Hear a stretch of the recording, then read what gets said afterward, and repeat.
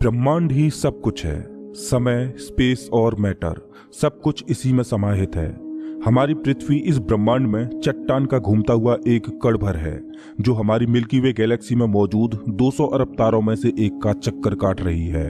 ये विशाल संरचना 90 अरब प्रकाश वर्ष की दूरी में फैले आकाश गंगाओं के सागर में सिर्फ एक बूंद के समान है। ये हमारा घर है, हमारी पृथ्वी, सुख सुविधाओं से भरपूर एक आरामदायक ग्रह। एक बार रोजमर्रा के कामों को छोड़ आसमान को देखिए, क्या दिखाई देता है। आसमान में फैली एक विशाल काली चादर में टिमटिमाते हुए तारे कितने खूबसूरत लग रहे हैं। रात में हम जिन तारों को देख पाते हैं वो सब हमारी मिल्की वे गैलेक्सी के एक छोटे से पैच के तारे हैं। हमारी गैलेक्सी में हम यहाँ रहते हैं और रात के समय में हमें सिर्फ इस छोटी सी जगह के तारे दिखाई देते हैं। कितनी विशाल है हमारी गैलेक्सी, लेकिन क्या ब्रह्मांड के सापेक्ष में हमारी गैलेक्सी का कोई अस्तित्व है? नमस्कार दोस्तों, मैं हूं श्याम तोमर। स्वागत करता हूं आपका इस एपिसोड में जिसमें हम ब्रह्मांड के आखिरी छोर तक का सफर करेंगे। तो अपनी सीट बेल्ट बांध लीजिए क्योंकि हमारा ये सफर बहुत ही रोमांचक और खतरों से भरा होने वाला है। तो चलिए पृथ्वी की सतह से उड़ान भरते हैं और ब्रह्मांड के आखिरी छोर की ओर चलते हैं। जैसे जैसे हम पृथ्वी की सतह से ऊपर उठते जा रहे हैं वैसे वैसे हमें पृथ्वी की सतह ब्लू स्फीयर की तरह दिखने लगी है।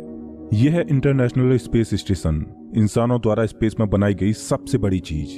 ये 27,580 किलोमीटर प्रति घंटे की रफ्तार से पृथ्वी के चक्कर काट रहा है, जो कि पृथ्वी की सतह से लगभग 400 किलोमीटर ऊपर है।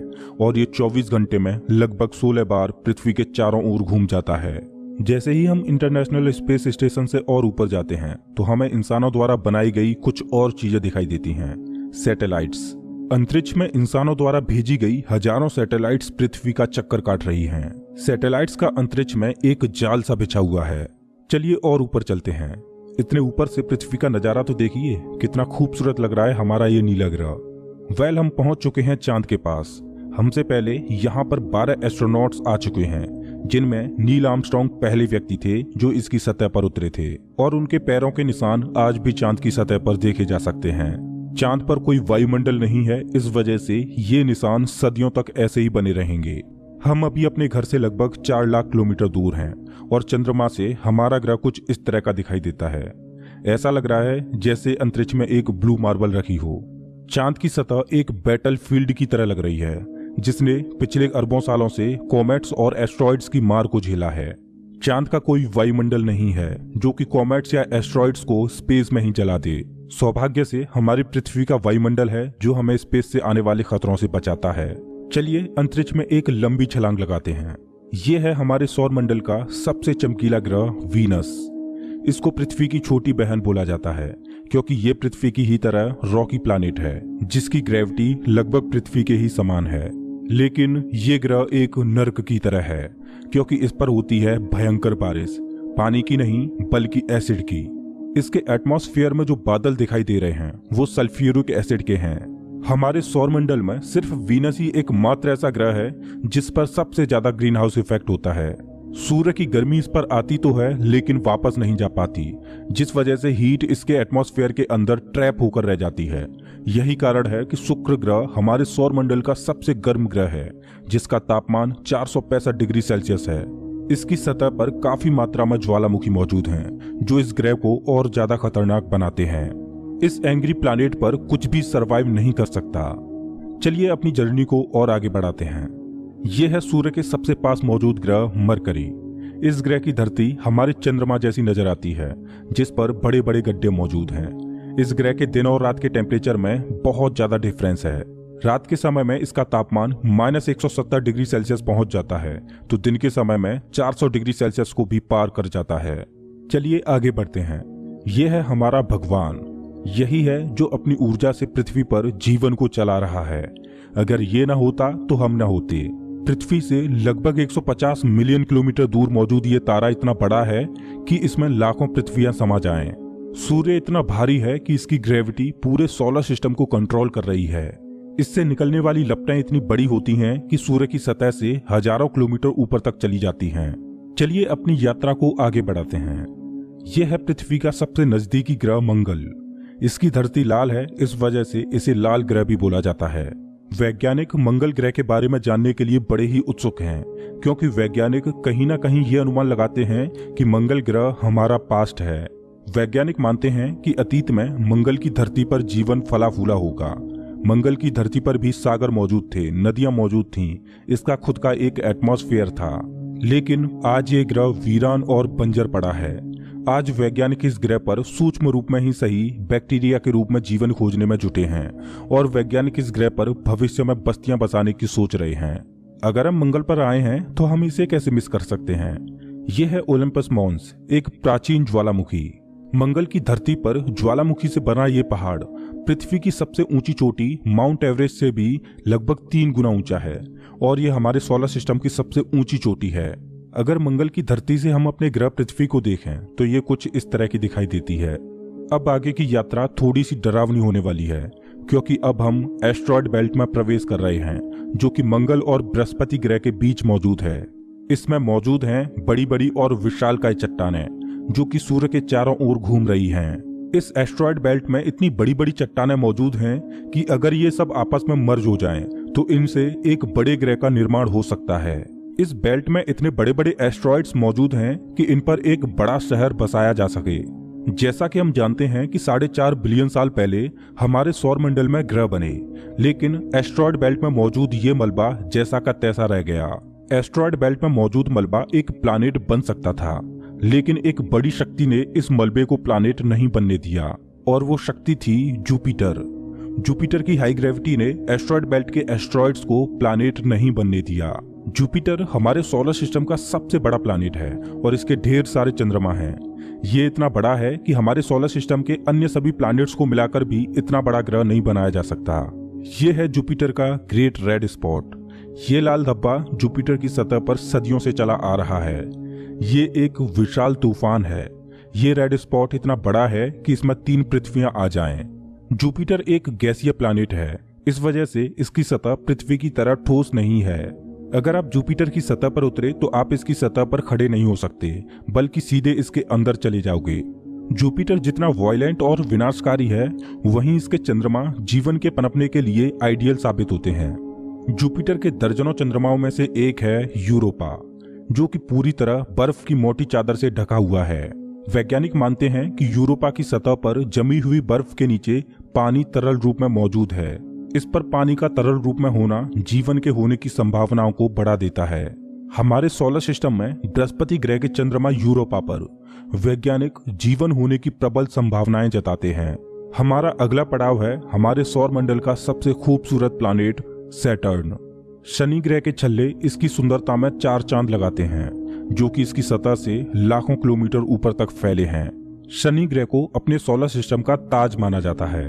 ये है शनि ग्रह का एक चंद्रमा टाइटन। इसका खुद का एक एटमॉस्फेयर है, इस पर हवा है, बारिश होती है, यहाँ तक कि इस पर ऋतुएं भी बदलती हैं। इस पर नदियां और सागर मौजूद हैं। ये चंद्रमा देखने में लगभग पृथ्वी की ही तरह है, लेकिन इस पर जो नदियां और सागर हैं वो पानी के नहीं बल्कि लिक्विड नेचुरल गैस के हैं। अगर हम किसी भी तरह इस नेचुरल गैस को पृथ्वी पर ला पाएं तो ये इतनी ज्यादा है कि हजारों सालों तक ये हमारे शहरों को रोशन कर सकती है। वैज्ञानिक अनुमान लगाते हैं कि अरबों साल बाद जब सूर्य गर्माने लगेगा और एक रेड जाइंट बन जाएगा, तब टाइटन हैबिटेबल जोन में होगा। उस समय टाइटन पर पृथ्वी जैसी परिस्थितियां मौजूद होंगी। इस वजह से वैज्ञानिक टाइटन को भविष्य की पृथ्वी मानते हैं। अभी हम अपने घर से इतने दूर आ चुके हैं कि यहाँ से हमारी पृथ्वी एक डॉट की तरह दिखाई देती है। अब जैसे जैसे हम अंतरिक्ष की गहराई में और आगे बढ़ते जाएंगे, वैसे वैसे पृथ्वी हमारी आंखों से ओझल होती जाएगी। हमारा अगला पड़ाव है यूरेनस। प्राचीन समय में यूरेनस और नेपच्यून के बारे में कोई भी जानकारी नहीं थी, जब तक कि टेलीस्कोप का आविष्कार नहीं हुआ। हमारी सौर व्यवस्था का सबसे आखिरी प्लैनेट है नेपच्यून। हमारा सोलर सिस्टम बहुत बहुत बड़ा है, लेकिन नेपच्यून के बाद भी हमारा सोलर सिस्टम खत्म नहीं हो जाता। अपने सोलर सिस्टम की गहराई में हम आगे बढ़ते हैं तो हम पहुंच जाते हैं कुइपर बेल्ट में, जो पिछली एस्ट्रॉयड बेल्ट से 20 गुना चौड़ी और 200 गुना ज्यादा फैली है। ग्रहों की लिस्ट से बेदखल किया जाने वाला प्लूटो भी इसी कुइपर बेल्ट का सदस्य है। कुइपर बेल्ट में एस्ट्रॉयड बेल्ट से भी ज्यादा बड़े बड़े ऑब्जेक्ट्स मौजूद हैं, जिनकी खुद की ग्रेविटी की वजह से इनके चंद्रमा भी हैं। चलिए कुइपर बेल्ट को पार करके आगे चलते हैं। हमारी पृथ्वी से 13 बिलियन किलोमीटर दूर ये है सूर्य से सबसे दूर मौजूद ऑब्जेक्ट सेडना।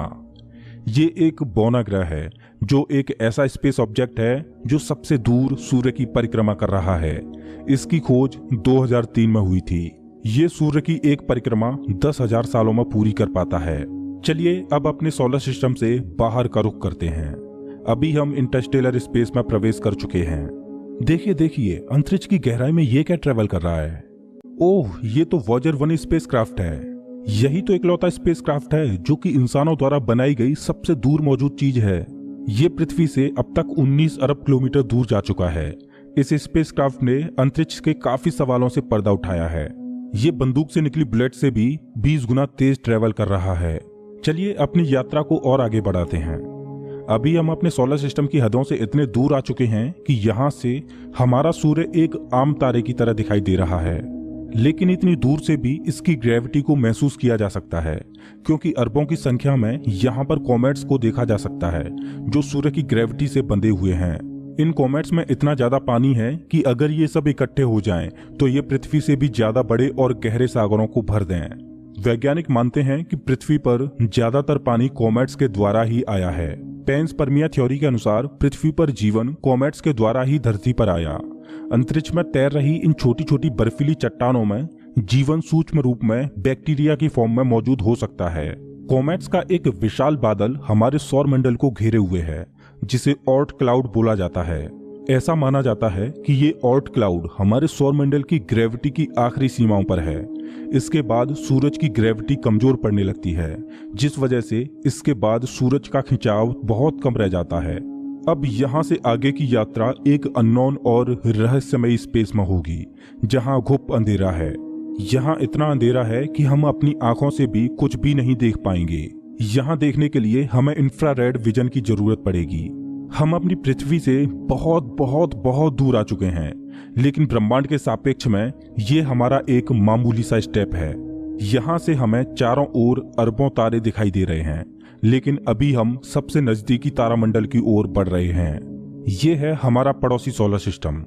ये हमसे इतना दूर है कि हमारे सूर्य के प्रकाश को इस तारामंडल तक पहुंचने में 4.3 सालों का वक्त लगता है। इस तारामंडल का नाम है अल्फा सेंटोरी। इस तारामंडल में 3 तारों का समूह है जिनमें अल्फा सेंटोरी ए और अल्फा सेंटोरी बी तारे आपस में बाइनरी स्टार सिस्टम के तहत जुड़े हुए हैं। इस तारामंडल में प्रॉक्सिमा सेंटोरी बी नामक ग्रह मौजूद है जो पृथ्वी की ही तरह हैबिटेबल जोन में है और इस ग्रह पर एलियन लाइफ मौजूद हो सकती है।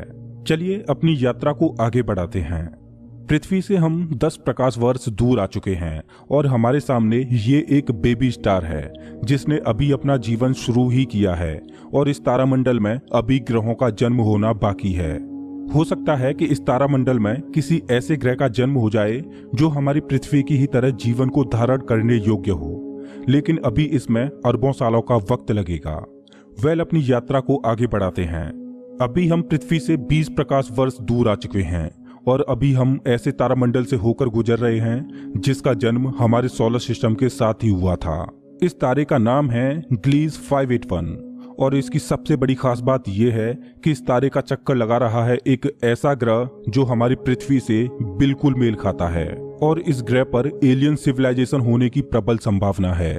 वैसे तो हमारी मिल्की वे गैलेक्सी में अरबों तारे हैं जिनकी यात्रा करना तो दूर, उनको पूरे जीवन काल में गिनना भी संभव नहीं है। तो चलिए अपनी यात्रा को आगे बढ़ाते हुए मिल्की वे गैलेक्सी से बाहर निकलते हैं। ये है हमारी मिल्की वे गैलेक्सी जो अरबों तारों का घर है, जिनमें से हमारा सूर्य भी एक है। ये गैलेक्सी इतनी विशाल है कि अगर इसके एक छोर से प्रकाश ट्रेवल करे तो लाइट को भी इसके एक छोर से दूसरे छोर तक पहुंचने में 1,05,700 सालों का समय लगेगा। लेकिन ब्रह्मांड में मौजूद बड़ी बड़ी विशालकाय गैलेक्सियों के सामने हमारी गैलेक्सी कुछ भी नहीं।